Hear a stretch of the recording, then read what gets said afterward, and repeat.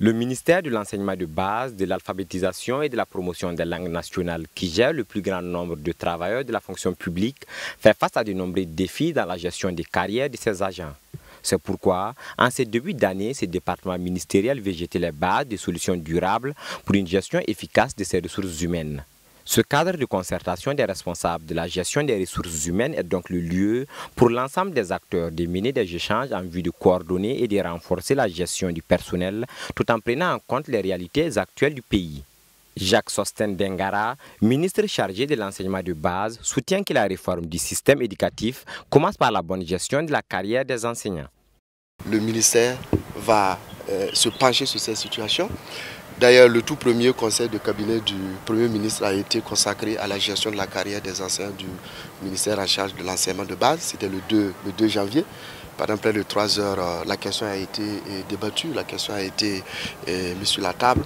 Et un autre signal fort encore pour les rassurer que les plus hautes autorités de ce pays font de la carrière de l'enseignant une préoccupation énorme.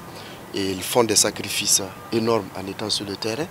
C'est un ministère et l'un des ministères les plus déconcentrés dans les villages. C'est des sacrifices énormes et nous voulons les rassurer que nous sommes là, c'est toute la journée, nous allons réfléchir, nous allons travailler davantage à améliorer cette gestion et à répondre davantage à leurs préoccupations.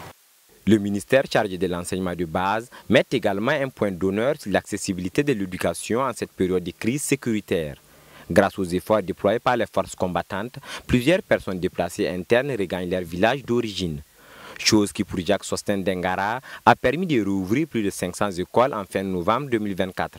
Il rassure alors que des mesures sont prises pour faciliter la reprise des cours dans ces écoles. Beaucoup d'écoles ou beaucoup de villages qui avaient été déguerpis ont rejoint. Vous avez suivi la reprise de tous les enseignants à Titao par exemple. En novembre, pratiquement tous les enseignants de Titao ont pu rejoindre. Nous avons Djibo qui a été effectivement sécurisé aussi. Nous travaillons à ce que là où les zones sont difficiles, qu'on puisse faire un héliportage des enseignants à ce niveau. Des perspectives sont en train d'être développées en tout cas pour permettre de davantage mettre ces enseignants dans des conditions. Ce cadre de concertation a été institué par arrêté ministériel. Il sera le lieu pour tous les acteurs commis à la tâche de la gestion des ressources humaines du ministère de l'enseignement de base, de l'alphabétisation et de la promotion des langues nationales de se rencontrer une fois par semestre pour échanger sur les difficultés du personnel et de proposer des solutions.